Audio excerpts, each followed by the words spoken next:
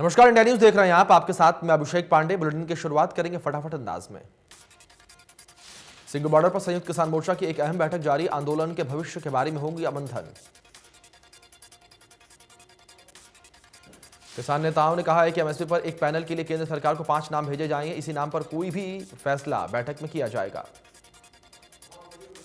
वहीं बैठक में प्रदर्शनकारी किसानों की लंबी पड़ी मांगों पर विचार किया जाएगा, जिन पर एमएसपी कानून गारंटी, किसानों के खिलाफ मामले वापस लेना, आंदोलन के दौरान जान गंवाने वाले किसानों के परिजनों को मुआवजा देना शामिल है। सोनीपत में राकेश टिकैत ने बीजेपी पर हमला बोला। उन्होंने कहा है कि बीजेपी सिख विरोधी पार्टी है जो मुकदमा चलाओ भर्ती करो अभियान चला रही है। राकेश टिकैत ने कहा कि एमएसपी गारंटी कानून बनने के बाद किसान आंदोलन से उठेगा और सभी के पास शहीद किसानों की लिस्ट है। कुरुक्षेत्र में भारतीय किसान यूनियन के नेता गुरनाम सिंह चढ़ूनी ने कहा कि जब तक किसानों की मांगें पूरी नहीं हो जाती हैं तब तक पंजाब हरियाणा के किसान बॉर्डर पर डटे रहेंगे। चरखी दादरी में सांगवान खाप की अगुवाई में 2 जनवरी 2022 को कतलाना टोल पर खाप महापंचायत का आयोजन किया जाएगा। इस दौरान सामाजिक मुद्दों पर कई अहम फैसले लिए जाएंगे। खाप के फैसलों को प्रदेश भर में लागू करने के लिए कमेटी का भी गठन किया जाएगा। 3 कृषि कानून रद्द होने के बावजूद टिकरी बॉर्डर पर किसान आंदोलन लगातार जारी है। एमएसपी की मांग ने किसानों को बॉर्डर पर रोके रखा है। टिकरी बॉर्डर पर किसानों ने एमएसपी को कानून दर्जा देने की मांग पर प्रदर्शन किया है। किसानों ने बहादुरगढ़ के पकौड़ा चौक पर टिकरी बॉर्डर के आंदोलन मंच तक मार्च निकाला। इस दौरान किसानों ने किसान एकता जिंदाबाद के नारे लगाए और सरकार के खिलाफ भी जमकर भड़ास निकाली। सीएम मनोहर लाल करनाल के 2 दिवसीय दौरे पर हैं, जहां पर मुख्यमंत्री खुले दरबार में लोगों की समस्याओं को सुनेंगे। कल सीएम मनोहर लाल करनाल को करोड़ों की विकास कार्यों की सौगात देंगे। 16 करोड़ की लागत से तैयार नगर निगम के कार्यालय और इंटीग्रेटेड कमांड और कंट्रोल सेंटर का उद्घाटन करेंगे। पंचकुला के ताऊ देवीलाल स्टेडियम में खेलों का आयोजन होगा। इस दौरान खेलों के यूथ गेम्स की तैयारियों का जायजा लिए सीएम मनोहर लाल ने लिया। इस दौरान उनके साथ खेल मंत्री संदीप सिंह भी मौजूद रहे। सीएम मनोहर लाल ने ट्वीट करके नौसेना कर्मियों और उनके परिजनों को भारतीय नौसेना दिवस की शुभकामनाएं दी। मुख्यमंत्री ने लिखा कि राष्ट्र के प्रति आपके अदम्य साहस, पराक्रम और अतुलनीय कर्तव्य निष्ठा पर हम सभी को गर्व है। लुआरू का रामलीला मैदान में पशुपालन विभाग की तरफ से बाल पशु मेला आयोजित किया जा रहा है, जिसमें प्रदेश के कृषि एवं पशुपालन मंत्री जयप्रकाश दलाल मुख्य अतिथि के तौर पर शामिल होंगे। मेले का मुख्य उद्देश्य खेती के साथ साथ पशुपालन व्यवस्था को बढ़ावा देना है और पशुपालकों की आय बढ़ाना है। बल्लभगढ़ स्थित बीडीपीओ कार्यालय में मुख्यमंत्री अंत्योदय परिवार उत्थान मेले का आयोजन किया गया, जिसमें मुख्य अतिथि के तौर पर पृथला से विधायक नयनपाल रावत ने रिबन काटकर मेले का शुभारंभ किया। पलवल में विधायक दीपक सिंगला ने कहा कि मुख्यमंत्री अंत्योदय परिवार उत्थान योजना प्रदेश सरकार की एक महत्वाकांक्षी योजना है। सीएम मनोहर लाल का उद्देश्य पंक्ति में खड़े अंतिम गरीब व्यक्ति को प्रदेश सरकार की जन कल्याणकारी योजनाओं से लाभ पहुंचाना है। मुख्यमंत्री अंत्योदय परिवार उत्थान योजना को हरियाणा प्रदेश में क्रियान्वित किया गया है। इस योजना के तहत ही प्रदेश भर में अंत्योदय मेले आयोजित किए जा रहे हैं। चरखी दादरी के तिवाला गांव में चकबंदी का कार्य पूरा होने के बाद ऑनलाइन नहीं की जा रही है। तिवाला गांव में सरपंच प्रतिनिधि की अध्यक्षता में हुई पंचायत में राजनीति के चलते चकबंदी ऑनलाइन नहीं होने का आरोप लगा। पंचायत में निर्माण लिया गया है कि गांव की चकबंदी को ऑनलाइन करवाने के लिए डिप्टी सीएम दुष्यंत चौटाला से मिलेंगे। पिछले दिनों सरकार के निर्देशों पर गांव तिवाला में राजस्व अधिकारियों द्वारा चकबंदी का कार्य पूरा किया गया था, बावजूद इसके चकबंदी को ऑनलाइन नहीं किया गया। कश्मीर के पश्मीना शॉल की धूम पूरी दुनिया में मानी जाती है। साल 2012 में तैयार की गई पश्मीना शॉल के लिए राष्ट्रीय अवार्ड ले चुके जहूर कश्मीर से गीता महोत्सव शिल्प मेले में पहुंचे। पश्मीना सबसे बेहतरीन और महंगी शॉल मानी जाती है। एक शॉल को तैयार करने में 6 महीने का वक्त लगता है। एक शॉल पर कई कारीगर कई दिन तक काम करते हैं, तब जाकर पश्मीना शॉल तैयार होती है। जहूर का कहना है कि कोरोना की वजह से उनका व्यवसाय बिखर गया है। अब कुछ उम्मीद जगी है, लेकिन नए वेरिएंट की वजह से चिंता बढ़ गई है। कोरोना की वजह से विदेशों में भी सप्लाई बंद। अंतर्राष्ट्रीय गीता महोत्सव के मौके पर आयोजित शिल्प मेले में देश भर के शिल्पकार जुटे हैं। कुरुक्षेत्र के ब्रह्म सरोवर तट पर राष्ट्रीय और अंतर्राष्ट्रीय अवार्ड शिल्पकार अपनी शिल्पकला का प्रदर्शन कर रहे हैं। सहारनपुर में मोहम्मद इमरान पिछले 20 से 25 सालों से शिल्प मेले में पहुंच रहे हैं। मोहम्मद इमरान को कारीगरी के लिए राष्ट्रीय अवार्ड तक मिल चुका है। लकड़ी पर की गई उनकी कारीगरी के काम की धूम विदेशों में भी देखी गई है। वो कई देशों में ट्रेनिंग शिल्पकारों को ट्रेनिंग देने के लिए भी जाते रहते हैं। कोरोना के मार मोहम्मद इमरान को भी नहीं बख्श पाई है। उनका कहना है कि कोरोना की वजह से उन्हें भारी नुकसान उठाना पड़ा। अंतर्राष्ट्रीय गीता महोत्सव में अब ब्रह्म सरोवर का पावन तट आधुनिक मूर्ति शिल्पकार से सजेगा। मूर्ति शिल्पकार की थीम महाभारत, पवित्र ग्रंथ गीता और आजादी अमृत महोत्सव होगी। इस आधुनिक मूर्ति शिल्पकार को करने के जिम्मा हरियाणा कला के एवं सांस्कृतिक कार्य विभाग को सौंपा गया है। इसके लिए 8 से 10 टन के 21 काले संगमरमर पत्थर मंगवाए गए हैं। इन पत्थरों को तराश कर आगामी 18 दिनों में 5 से 10 फीट ऊंची 21 मूर्तियों का निर्माण किया जाएगा। बाग की तरफ से सांस्कृतिक विभाग और प्रसिद्ध मूर्ति शिल्पकार हृदय कौशल सहित 21 युवा कलाकार आधुनिक मूर्ति शिल्पकला का लाभ करेंगे। साउथ अफ्रीका से चंडीगढ़ लौटी महिला क्वारंटीन में रहने बजाय होटल पहुंच गई है, जिसे लेकर प्रशासन हरकत में आया है और महिला के खिलाफ एफआईआर दर्ज करवाई। कोरोना के नए वेरिएंट ओमिक्रॉन को लेकर फरीदाबाद में स्वास्थ्य विभाग और जिला प्रशासन सतर्क हो गया है। दूसरे देशों में आने वाले सभी लोगों पर नजर रखी जा रही है। फरीदाबाद डीसी ने कहा है कि करीब 600 लोग दूसरे देशों से आए हैं, जिन्हें निगरानी में रखा गया है। 300 से ज्यादा लोगों के सैंपल लिए गए हैं। ओमिक्रॉन वेरिएंट पर पूरी तरीके से नजर रखने के लिए इंसिडेंट कमांडरों को सक्रिय कर दिया गया है। किसी भी स्तर पर चूक ना हो, इसके इंतजाम किए जा रहे हैं। पुलिस को भी निर्देश दिए गए हैं कि लोगों को समझाने के साथ साथ मास्क भी बांटें और उनके चालान करें। महाराष्ट्र में बीते 24 घंटे में कोरोना के 664 नए मामले सामने आए हैं और 16 मरीजों की मौत हो गई। ओमिक्रॉन का खतरा लगातार बढ़ता जा रहा है, जहां पर इजराइल में ओमिक्रॉन के 7 मरीज मिले हैं और 27 संदिग्धों की रिपोर्ट आनी बाकी है। ओमिक्रॉन को लेकर पश्चिम बंगाल में अलर्ट जारी। हाई रिस्क देशों से लौटे 7 दिन आइसोलेशन में रहेंगे। कनाडा में ओमिक्रॉन वेरिएंट के 15 मामले सामने आ चुके हैं, जिसके बाद कनाडा में हालात चिंताजनक हो गए हैं। ओमिक्रॉन आईएमएफ प्रमुख ने चेतावनी दी है कि कोरोना का नया वेरिएंट ओमिक्रॉन वैश्विक आर्थिक विश्व के सेंध लगा सकता है। ओमिक्रॉन दुनिया के 40 देशों में फैल चुका है। विश्व स्वास्थ्य संगठन ने कहा है कि अब तक कोरोना वायरस संक्रमण का नया वेरिएंट ओमिक्रॉन दुनिया के 38 देशों में फैल चुका है, लेकिन इसके कारण अभी तक किसी मरीज की मौत नहीं हुई। दिल्ली एयरपोर्ट पर 6 लोग कोविड पॉजिटिव पाए गए हैं। गुरुवार को दिल्ली एयरपोर्ट पर कुल 3000 इंटरनेशनल पैसेंजर्स लैंड किए, जिनमें से 6 लोगों की रिपोर्ट पॉजिटिव आई। राजस्थान के जयपुर में एक ही परिवार के 9 लोग संक्रमित पाए गए हैं। इनमें से 4 लोग दक्षिण अफ्रीका से आए हैं। इनके अभी तक ओमिक्रॉन की पुष्टि नहीं हुई।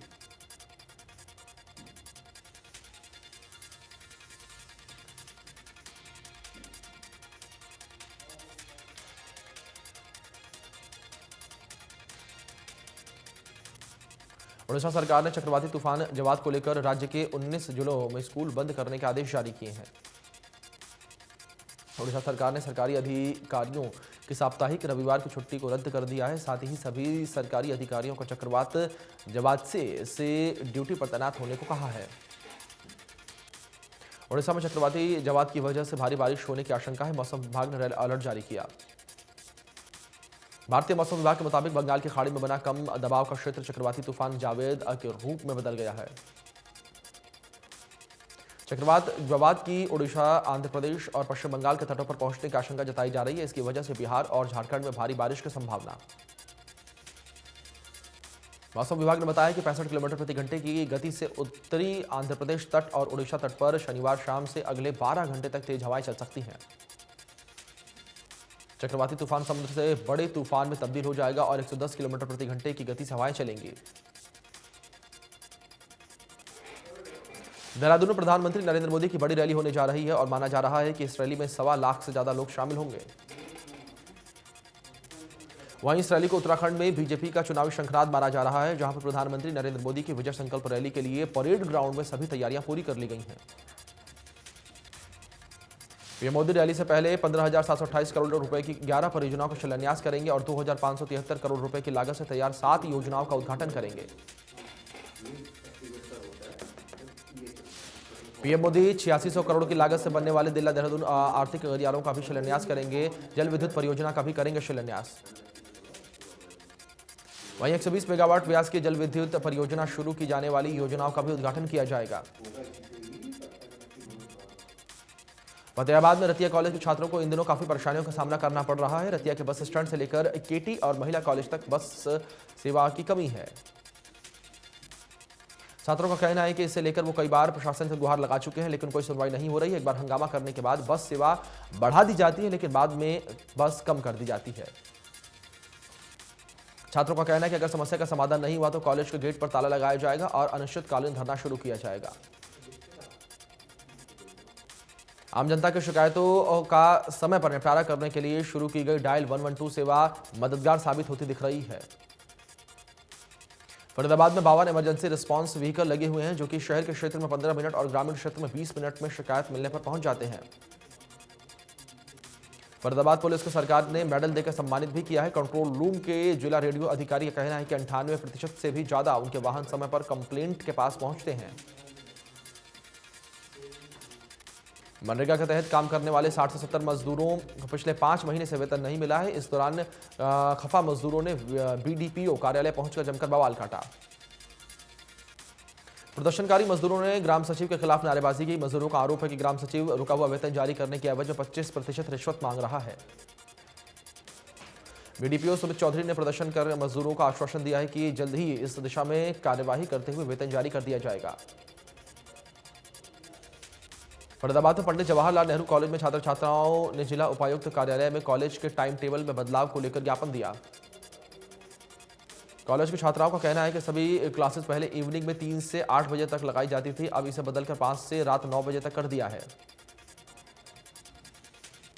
छात्राओं का कहना है कि सभी छात्राएं अलग अलग इलाके से आती हैं। अगर रात 9 बजे क्लास खत्म करेंगी तो उनके साथ कोई भी हादसा हो सकता है।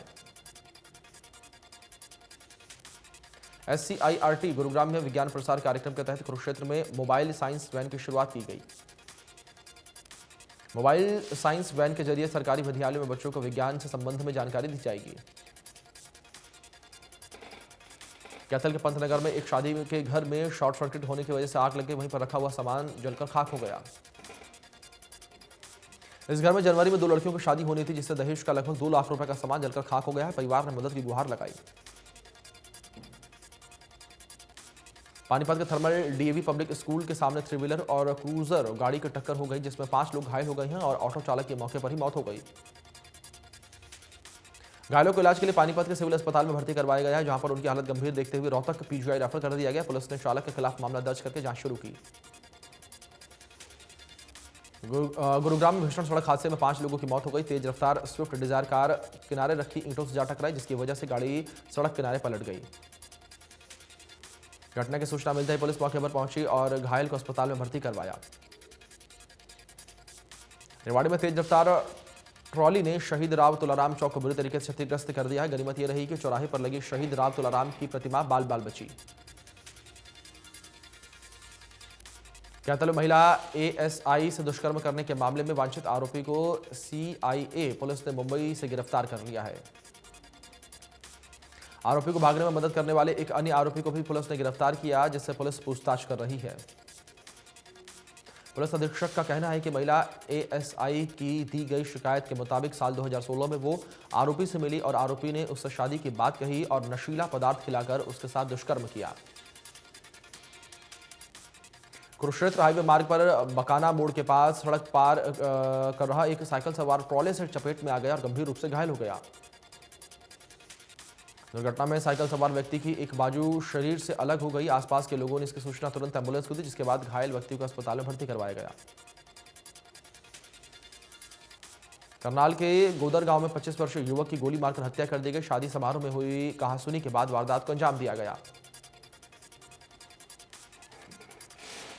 गुआना के भैंसवाला गांव में एक ग्रामीण की अज्ञात लोगों ने पीट कर हत्या कर दी और शव लाट गांव के तालाब में फेंक दिया। सूचना मिलते ही पुलिस मौके पर पहुंची और शव को कब्जे में लेकर अस्पताल पहुंचाया और मामला दर्ज करके जांच शुरू की।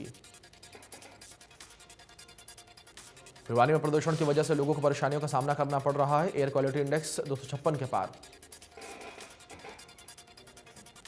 फरीदाबाद में प्रदूषण की वजह से दमा के मरीजों को परेशानी हो रही है, जहां पर एयर क्वालिटी इंडेक्स 344 दर्ज किया गया। गुरुग्राम में प्रदूषण की वजह से आबोहवा बेहद खराब है। एयर क्वालिटी इंडेक्स 295 के ऊपर दर्ज किया गया।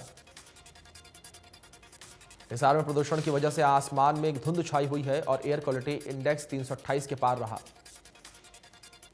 करनाल में प्रदूषण की वजह से आसमान में धुंध छाई और एयर क्वालिटी इंडेक्स 298 के पार। रातों में प्रदूषण की वजह से आसमान में धुंध छाई रही और एयर क्वालिटी इंडेक्स 385 के पार दर्ज किया गया। सोनीपत में भी प्रदूषण का कहर देखने को मिला और एयर क्वालिटी इंडेक्स 305 पर रहा।